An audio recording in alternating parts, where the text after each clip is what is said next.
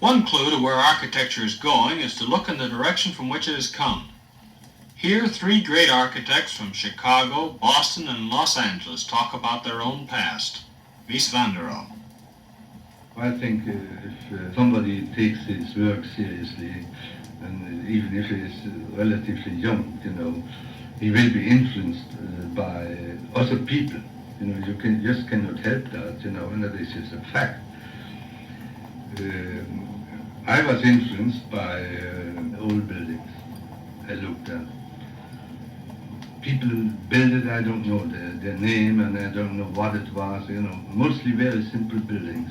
When I was really young, not even 20 years old, I was impressed by the strength of these old buildings, because they didn't even belong to any epoch,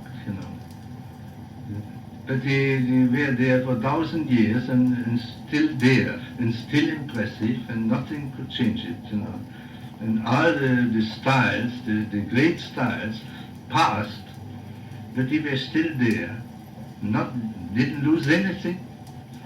They were ignored through certain architectural epochs, but they were still there and still good as they were the first day they were built. Then I worked with Peter Behrens. He had a great sense, a great form.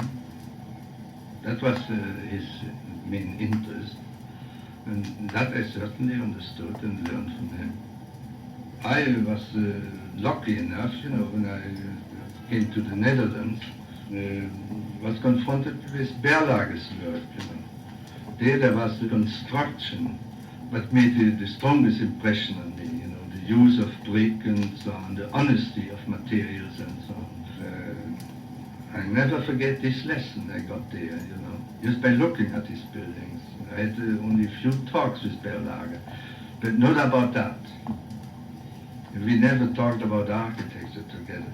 And I learned a lot from Frank Lloyd Wright, I must say that. More as a liberation, I felt much freer by seeing what he did. The way how he puts the building in the landscape, and the free way how he uses space and so on.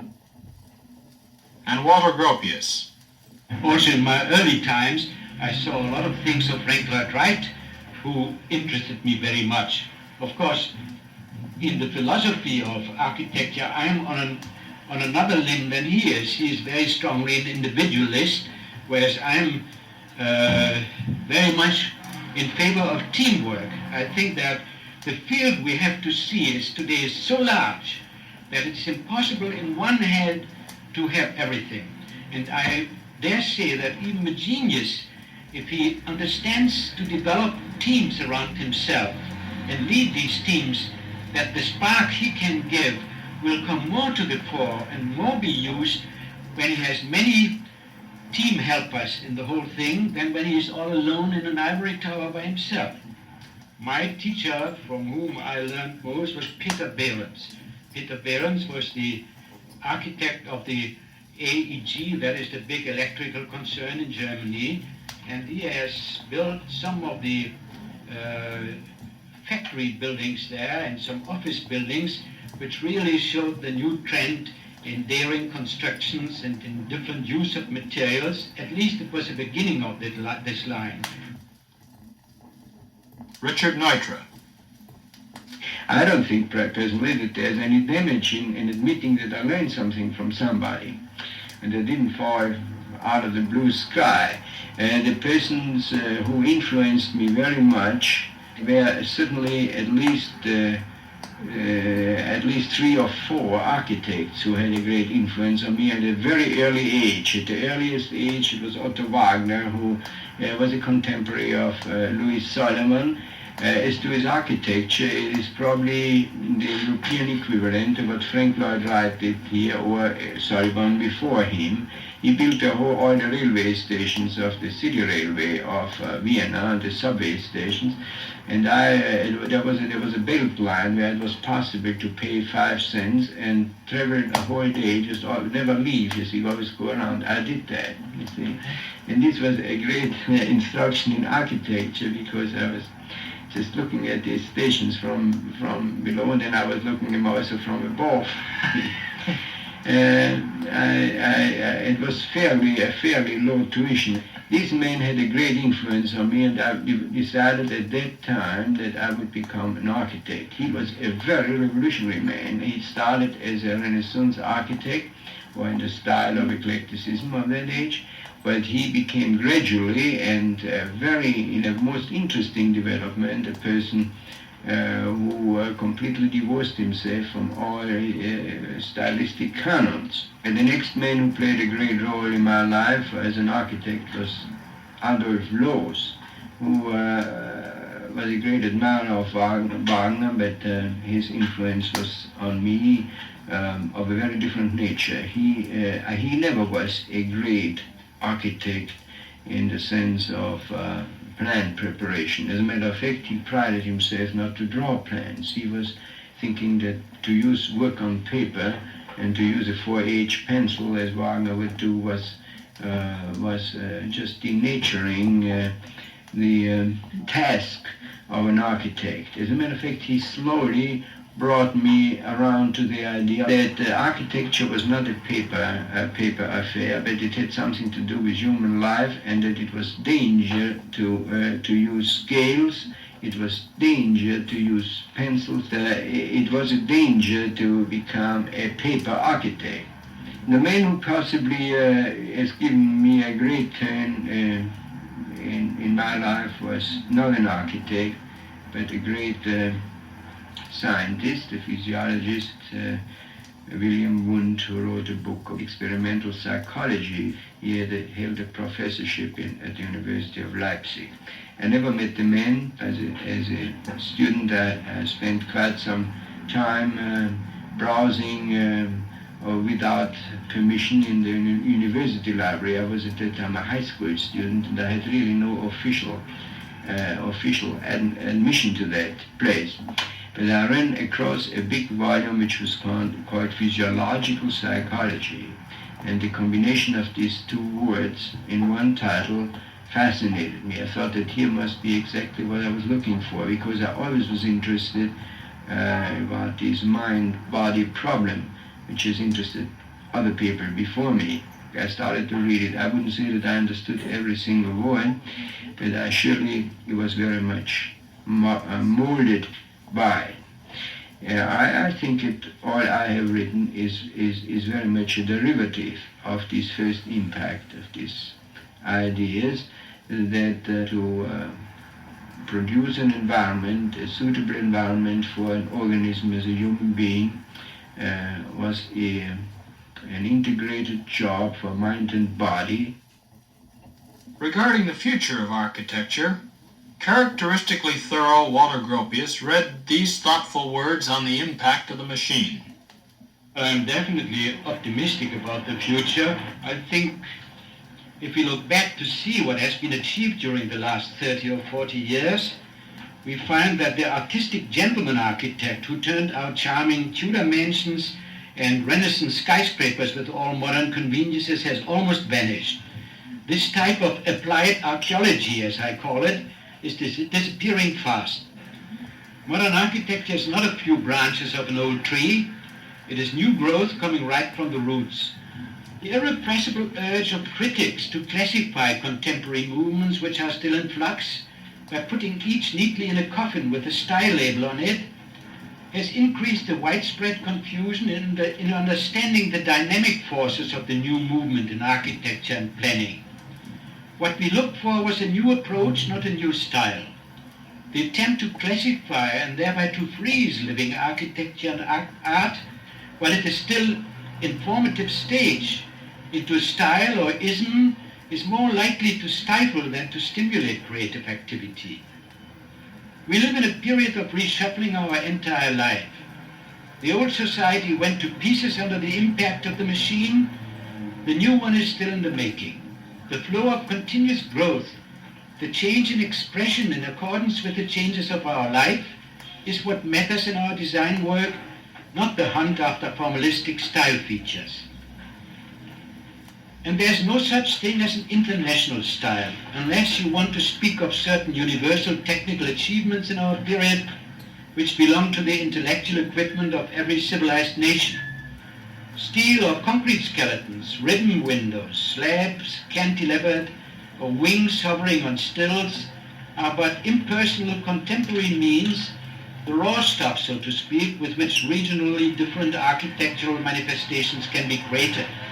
The constructive achievements of the Gothic period, its walls, arches, buttresses, and pinnacles, similarly became a common international experience.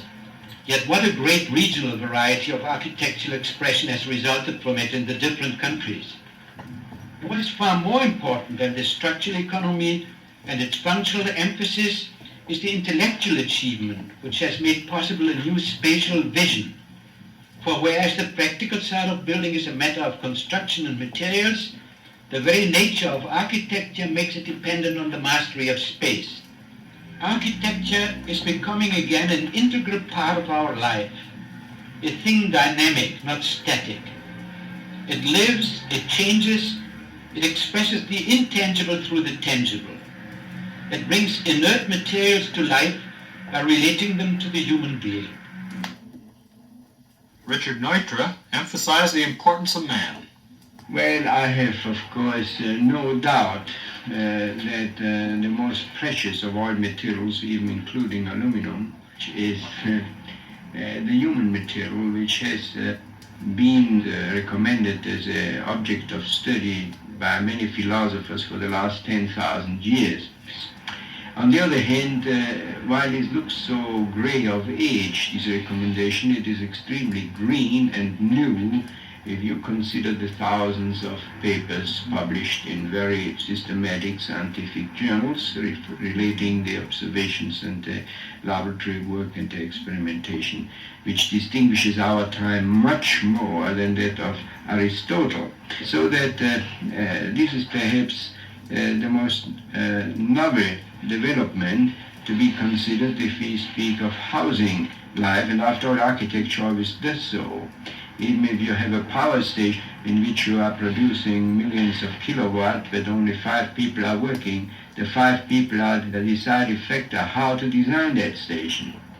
Now, I think that therefore the study of human responses and all the sensorial endowment of a human organism, it is very often in conflict with technical developments which have their own law and their own sequence, sometimes or very often in collision with a lot of other technical developments. The common denominator, the factor which will help us to find principles of regulating all this into a real order is evidently what can human beings take?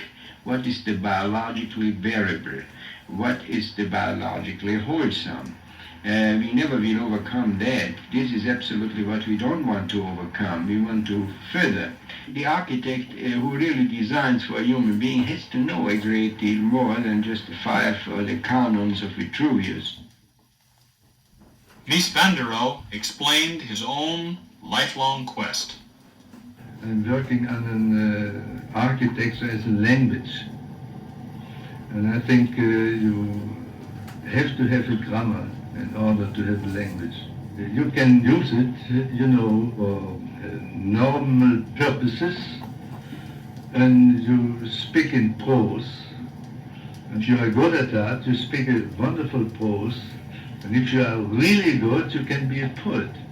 The same language, yes, that is the characteristic, and I think that is the same in architecture. You have to construct something. You can make a garage out of it, or you can make a cathedral out of it. The same means, the same construction methods we use for all these things. I cannot tell you at the moment where I read it that architecture belongs to the epoch, and not even to the time, as they say, to a real epoch. What is the essence of the epoch? And that is the only thing we really can express, and what is worth to express, you know. Once I understood that, I would not be for fashion in architecture. I would look for more profound principles. And since I know by reading and studying books that we are under the influence of science and technology, I would ask myself, you know, what can that be, you know?